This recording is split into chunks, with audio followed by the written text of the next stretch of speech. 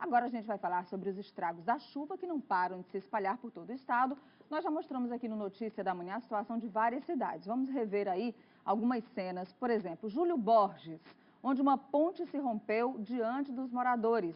A imagem de Júlio Borges a gente já mostrou aqui no Notícia da Manhã o desespero, inclusive dos moradores que mostraram o rompimento dessa ponte isolando a cidade. Aí nós temos também a cidade de Dom Inocêncio, que ficou isolada também.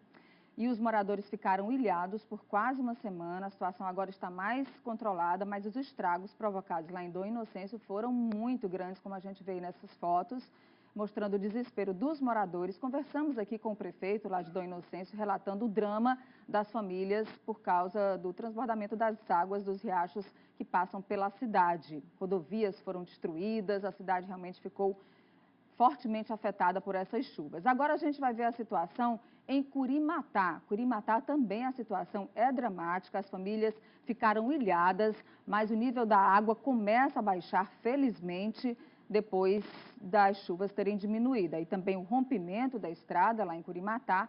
E nós vamos ver também Parnaguá, eu já mostrei aqui essa semana, inclusive a Lagoa de Parnaguá, que ficou completamente seca o ano passado, voltou a ter água e a cidade voltou a ter alguns problemas. E por causa do volume de água da lagoa, olha só o que aconteceu, os moradores tiveram que abrir uma vala aí para escoar a água da chuva e possibilitar com que as pessoas pudessem ter um trânsito mais normalizado, um tráfego mais normalizado aí na cidade de Parnaguá, lá no extremo sul do estado. Até ontem, 5 cidades do interior do Piauí já haviam decretado emergência por causa dos efeitos da chuva.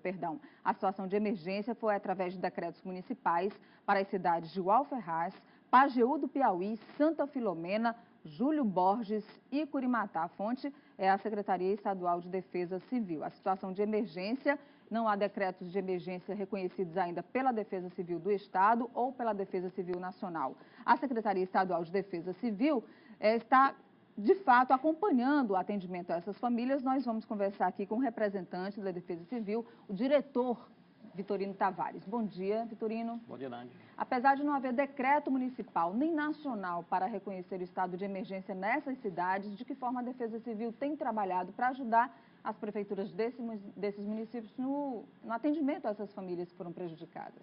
Certo. O reconhecimento é uma próxima fase, geralmente, depois que ocorre o desastre. Mas demora muito, Vitorino? Não, dependendo da situação. Então, o que é que a Secretaria de Defesa Civil está fazendo nesse momento? Nós estamos visitando os municípios, indo fazer inspeção em loco, para saber realmente qual é a gravidade da situação. Então, a gente, feito isso, além do mais, embora não se visite a cidade, a gente espera uma certa documentação. Chegando isso, são adotados procedimentos para que se reconheça a situação de emergência ou de calamidade pública. A partir desse momento em que a Defesa Civil reconhece, homologa esse decreto, né, de emergência, através de um reconhecimento estadual, o que passa, que tipo de ajuda os municípios começam a receber, ou eles começam a receber essa ajuda mesmo antes do reconhecimento desse decreto? Exatamente. Antes de ser reconhecido o decreto, dependendo da situação, o Estado já tem que se sensibilizar no sentido de que possa colaborar com esses municípios, como no caso já fizemos com o Dom Inocêncio. Estamos em contato direto com alguns prefeitos, algumas cidades, com as comissões municipais de defesa civil e acompanhando atentamente essa situação. Então, a principal coisa seria aquela questão da ajuda humanitária, como alimentos, mantimento de um modo geral, cobertores, material de limpeza. Essa é uma situação. E, por outro lado, a questão da infraestrutura, que hoje o que passa, principalmente no município de Curimatá, Dom Inocêncio e Júlio Borges, é essa questão do isolamento. Exatamente. Os municípios se tornando isolados de outros centros, propiciando a possibilidade de um desabastecimento. Então, diante disso, a Secretaria de Defesa Civil ela passa a buscar parceiros no sentido de vir resolver esse problema. Pois é, a gente falava essa questão do isolamento, provoca o desabastecimento e provoca uma série de outros problemas muito graves. Por exemplo, pessoas doentes que muitas vezes não têm como se deslocar para um hospital maior, porque essas cidades geralmente não dispõem de uma estrutura tão adequada para algumas situações. Então, nesses casos, possibilitar o acesso às cidades é também uma situação de muita rapidez, que requer uma emergência, né? Exatamente. Inclusive, é um dos nossos pontos que nós pautamos no parecer que nós demos com relação ao município de Dom Inocêncio, é exatamente essa necessidade urgente da criação de uma via de acesso. Uma via de acesso pavimentado para quê? para que evite problemas como o que nós estamos vivendo nesse momento lá. E o monitoramento sobre as chuvas nessas regiões, a Defesa Civil também faz?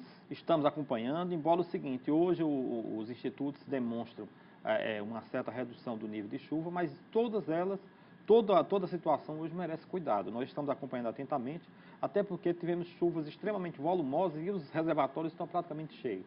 Então, diante disso, qualquer chuva que venha a ocorrer agora, ela pode já incrementar e causar algum problema. Exatamente. Nós tivemos um mês de janeiro atípico até, com chuvas acima da média, né? A gente tem expectativa aí de que essas chuvas continuem, embora a gente tenha, numa visão geral, um ano de 2016 até com volume menor de chuvas no geral por causa do El Niño. Mas a Defesa Civil está monitorando, junto com o Instituto de Meteorologia do Estado, e que a ajuda chegue rápido, viu, Vitorino, para essas famílias lá.